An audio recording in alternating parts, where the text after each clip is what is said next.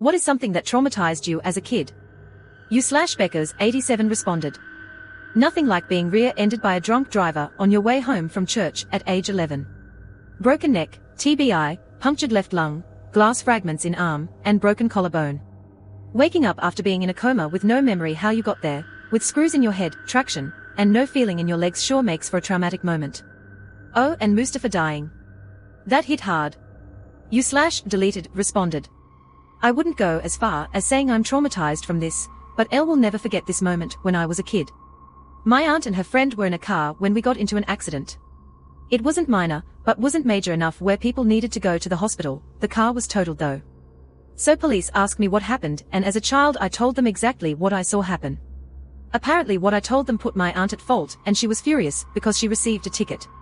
I have a lot of cousins that are my age. We were not older than 12, all of us.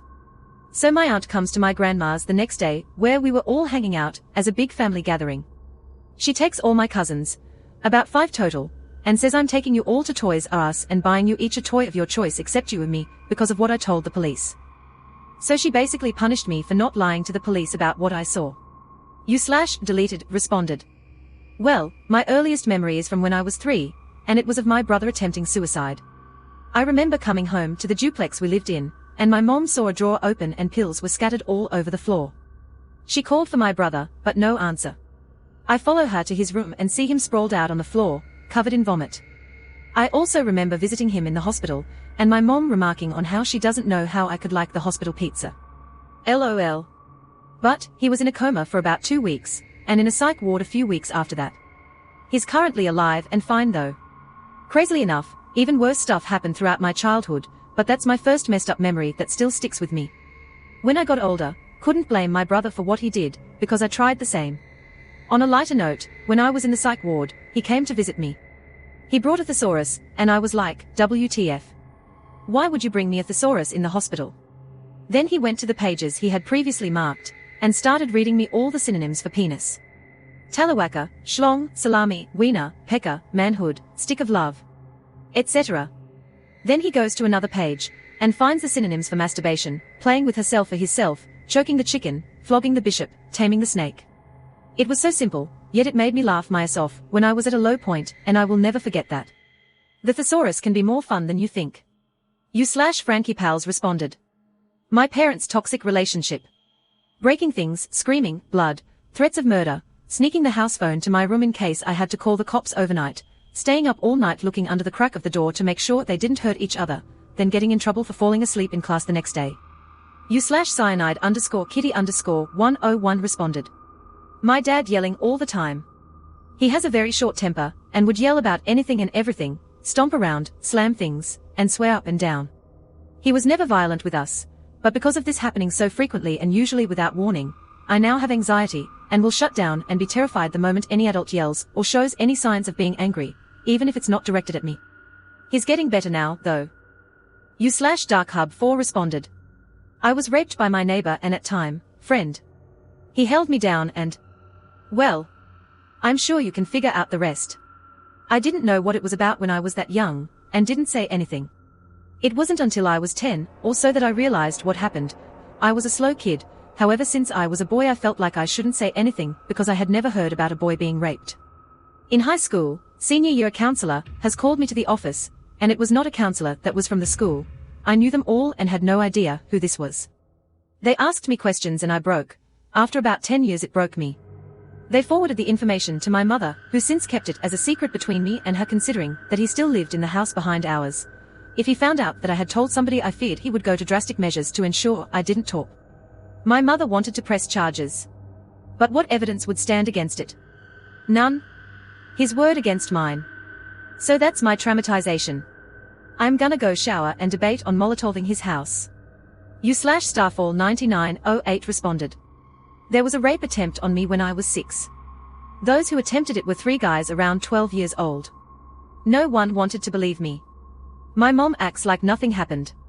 Despite that happening in broad daylight, I'm now way too scared to walk during the dark alone, or with someone I don't trust. Edit. There seems to be mentions about how I knew about it. I didn't realize it was a rape attempt until I was 10. It didn't make it any less traumatizing for me though. U/Deuteranopia responded. My family drove my younger brother and me to Florida, from Wisconsin, for a Christmas present one year, when I was in 2nd grade. The only car we had was a beat-up old F-150 that didn't have any passenger space beyond the person riding shotgun. So my dad went to a junkyard and acquired the seat for some old car, or another, and threw it in the back of the pickup. The seatbelts worked, but the seat itself wasn't strapped in or bolted onto anything. There was a camper cover thingy over the bed of the truck, so that wasn't really an issue, but every time we started or stopped moving, the seat would fly forward or back. And my dad faced the seat towards the rear, so the only thing we could see was anyone we were passing on the road.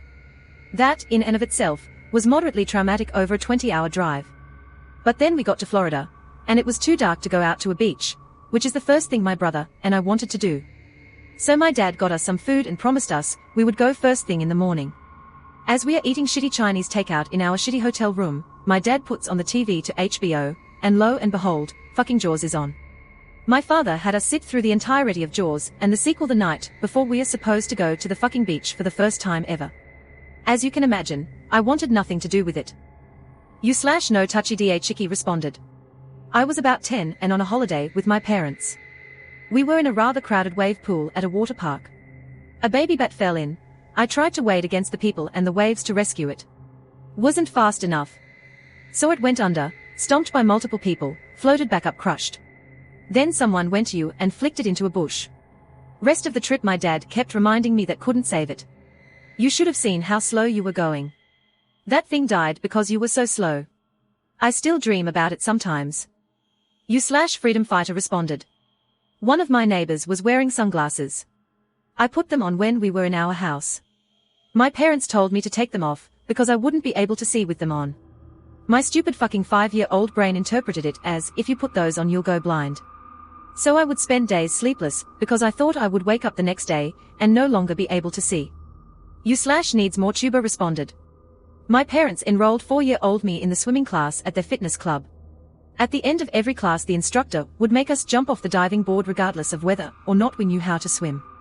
If we didn't know how, she'd let us sink all the way to the bottom before she'd swim down to grab us and bring us back up. She thought that would teach us how to swim out of pure necessity, I guess.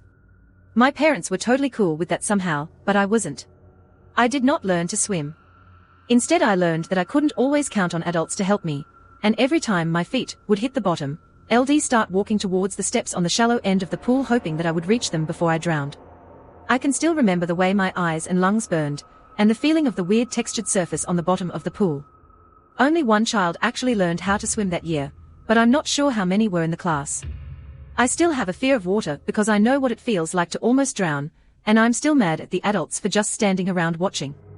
TLDR, my swimming teacher made 4-year-olds jump off the diving board and sink to the bottom because she thought it would help us swim. It didn't. Paleobear1 responded. I once had a really bad case of the runs, and would go to the bathroom far more than usual on a particular day, and unfortunately I was in there when my mother had to go really bad. I accidentally forgot to flush when I left the bathroom.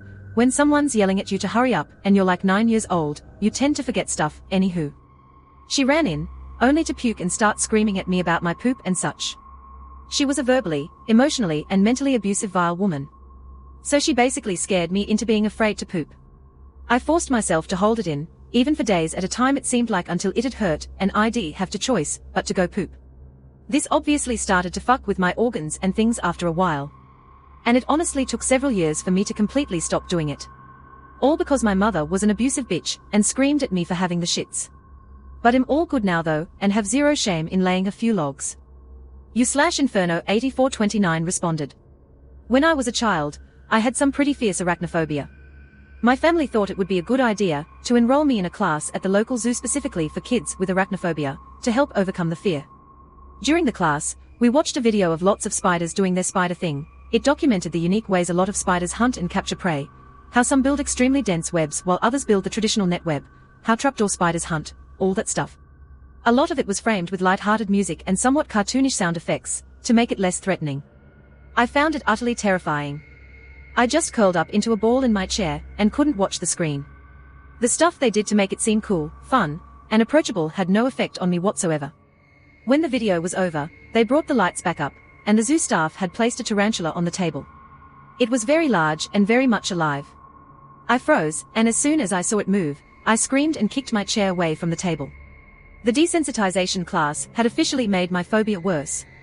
I have never overcome it, and still cannot handle spiders of any size. You/deleted responded. When I was 15, my mom and I got into an argument, and it ended with her pulling a kitchen knife out and holding it up to her throat, threatening to kill herself in front of me and my 2 little sisters. Over an iPad. Yes, an iPad. My mom didn't want me to bring my dad's iPad back to his house for some reason, but I didn't have a phone, and it was the only way I could communicate with the outside world and call for help if home was unsafe. When I told her the iPad needs to come back to Dad's house with me during his week, she lost her mind. My mom suffers from mental health issues, although I don't know what they are. Pretty sure she's bipolar though, and defiantly suffers from depression. She doesn't tell or show me what medications she's on, but there's a lot, as she threw her common daily fit. I just sat quietly and waited for her to calm down, but she didn't. I threatened to call the police if she wouldn't calm down. Next thing I knew, she's running in the kitchen, with sweat and tears in her eyes, holding a large kitchen knife pressed up to her throat, and threatened to kill herself if I called the cops, and it would be my fault if she died. At this point my 2 little sisters walk in and see what she's doing. We all screamed and cried and begged for her to stop and told her I wouldn't call the cops. Eventually I got her to calm down and put it away. And I surrendered the iPad to her. Unfortunately, these type of outbursts were common with her and happened daily, so me and my siblings were all used to it. But that was probably one of the scarier moments in my life that really traumatized me. I'm now 20 and moved out, but my siblings are still living with her. I hope to be able to have a house by next year and have them live with me and my husband instead. You/Arc927 responded. When I was 11, having to talk my mother out of suicide behind a locked door when I was sick. Being hit by a car and being thrown 2 lanes across the road when I was 15. Having to attack my drunk stepfather from beating on my mother when I was 14. Helping my sister find her cut off ear when she was bleeding everywhere, she got her ear back. When I was 12. A kid who was 16 threatening to slit my throat, then pulling out a switchblade when I was 13. Getting jumped by a group of 5 kids when I was 13. Having to mercy kill both a bird and a rabbit when I was because wildcats had torn it up. 12. Getting T-boned by a drunk driver when I was 15. Having to watch my childhood dog be put down because she got cancer when I was 9. Also am not even an adult yet, so fun. You/JustCalmanot Perfect responded. My dad made me, 6 years old, 8 AM, watch some movie where 2 girls get kidnapped. Suspect is let go. One of the girls' dads tortures the suspect in an abandoned house to try and get info out of him. One of the girls escapes and is found by a highway. Something happens in the middle of the movie and it ends up that the suspect's mom kidnapped the girls and drugged them. Then the dad gets stuck in some hole and he blows a whistle. My dad thought that it would teach me not to talk to strangers. It didn't. I got sick and bathed and then slept on my mom's bed. You/DipLion responded. I only just recently realized it, and I had a full-on hyperventilating panic attack. Getting spanked as a less than 5-year-old traumatized me. The shame, humiliation, and fear of my dad mixed in with religion and fear of hell, and subsequently being homeschooled. We were the most well-behaved kids, because we were absolutely terrified and learned how to hide all our wrongdoings. It fucked with my sexual identity, my overall confidence, anxiety, depression, etc. I recently sorted through all this with the aid of my sister, who felt the same way, as well as 3 months off work to think, and confronted my parents, and they felt horrible and apologized, and I'm on a new chapter. You/deleted responded. TLDR, school trip to learn about how not to die involved videos recreating the deaths. I did not take it well. I was about 10, and we went on a school trip to a place called Crucial Crew. It was all about not being killed in the Yorkshire countryside. They showed videos in all the rooms about kids being killed by things, like the electricity room had kids dying via a power station, and 2 pylon deaths. The farm room not only showed videos of all the ways you could die or be mutilated on a farm, it also had each death listed in a fun poem that was posted all around the room. I didn't make it into any of the other video rooms. I didn't even make it to the video part of the farm room. I was taken out and given juice and a biscuit, but I could still hear everything. Pretty sure there was a train room with video too, but I was kept away from it by that point. It also showed us what to do in a fire, the consequences of shoplifting, stranger danger, etc. I was one of the 3 kids to pass the test in the nightclub room. I was highly traumatized by that point, so when the staff came around offering sweets, drugs, to all the kids, I refused because I was firmly in autistic shutdown mode. I still can't be comfortable around heavy machinery. If I see a wood chipper, I have to keep it in sight. Plus, if there are any low pylons or any work happening on them close by, I'm constantly on edge. I was always a worrier, But now if something checks one of the boxes from Crucial Crew, I'm always much more cautious than I probably need to be. Little bird-legs responded. I was 4 years old and got permission from my mom to wake up my 2-month-old sister really early in the morning, but she wouldn't wake up, and I said to my mom she doesn't want to wake up. She had died during the night, and I still remember how panicked my mom was, her screaming and crying and then getting sent into the living room to sit on the couch. I don't know if I am so much traumatized now, as this was many years ago, but I still get a really bad feeling every time someone I know doesn't answer for some time, or if I can't get a hold of them, and I start thinking the worst, every time. My mom is the same, and I can't blame her at all.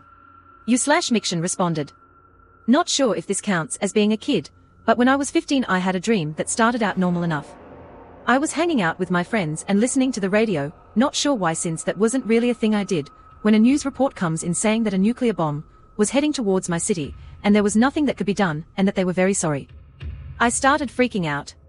Not like hyperventilating, but just thinking, as a rapidly growing sadness emerged. I remember having the thought, this can't be true. I'm going to die. I'm never going to drive a car. I'm never going to have sex. I'm never going to go to college, or have a family, or live any kind of life. This isn't fair. I don't want to die. I'm so scared, please God, I don't want to die. Then the world started to shake and it was like an orange tint was put on the world, signifying fire was coming, and I just started screaming. Then I woke up. My heart felt like it was exploding out of my chest and I had tears going down my face. I couldn't go back to sleep, because it was the first time I had really contemplated death, and faced the reality of my own mortality. I then had to go to school that morning and act like everything was fine, when I was still pretty shaken. Dragon's Breath 67 responded. When I was in elementary school, I was bullied non-stop by everyone, even teachers. This one particularly snobbish bully had 2 of his friends drag me by my arms over wood chips, and they were grasping my arms so tightly they felt like they were gonna be dislocated. So I asked them politely to let me go before my arms were ripped off.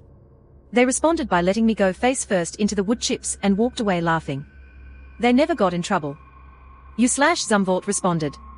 When I was in elementary school, we had a new kid join the class. Having moved around a lot, as a kid I wanted to make him feel more comfortable, and said some things that he interpreted to mean the exact opposite of what I meant.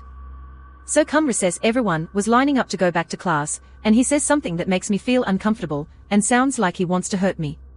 So I turn around because fighting is bad, and he leaps into my back and punches me in the back of the head a few times. The teacher sends us both to the principal's office, and we both get our parents called. When they arrive we have to have another talk with the principal and our parents. The principal closes our talk with, "You should have just turned the other cheek and walked away." I yelled that was exactly what I did and that I was being punished for it. That was the day I learned that rules can be bullshit, and you can get in trouble for doing exactly what you are supposed to. I made decisions based on my own, often flawed, judgment from then on. Debarson 19 responded. I was 3 or 4 years old at the time, and I have this as one of the few first memories I have. So I was playing outside my house in the garden, and I went near the plants to play. Then I see one of these hairy worms. I don't know the English name, but they are black with lots of hairs in it and they burn you if you touch them, so I get close to see it. Next thing I know is I'm surrounded by tons of them. Everywhere I looked, they were there. We had a plague and we didn't know. So I cried the F***ck out and screamed so hard my parents got there to see those horrible creatures roaming around, eating the plants. As of today I'm afraid of worms. I can't see them, be near them or anything. Not only those hairy bastards, but any kind of worm, I just can't stand to see them. I hate those things with all my heart. I wish they go extinct. I don't care the repercussion it may have. Sorry for bad English, not native speaker. Thank you so much for watching all the way to the end. Please like and subscribe for more videos like this one.